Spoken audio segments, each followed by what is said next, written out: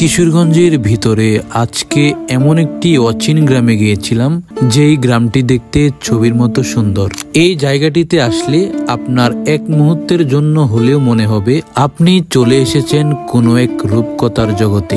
এখানে আসলে আপনি কোনো এক অচিন গল্পে হারিয়ে যাবেন আর প্রেমে পড়তে বাধ্য হবেন এই কাঠের ব্রিজের। জায়গাটি হচ্ছে কিশোরগঞ্জ জেলার তারাইল উপজেলার কলমা গ্রাম নামে পরিচিত অথবা রাজি গ্রাম নামে পরিচিত। এই কাঠের ব্রিজটি কলমা ব্রিজ নামেও পরিচিত। ব্রিজের দুই পাশে শান্ত নদী আর সবুজ মাঠ। আমার এক মুহূর্তের জন্য কেন জানি মনে হলো আমি দাঁড়িয়ে আছি কোনো এক ছবির ক্যানভাসে। হ্যাঁ, জায়গাটি আসলে ছবির মতোই সুন্দর। কিভাবে আসবেন?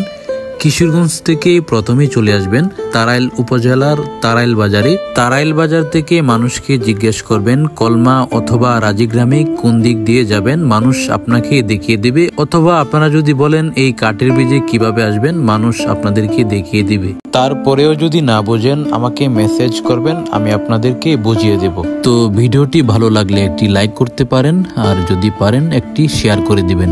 ধন্যবাদ।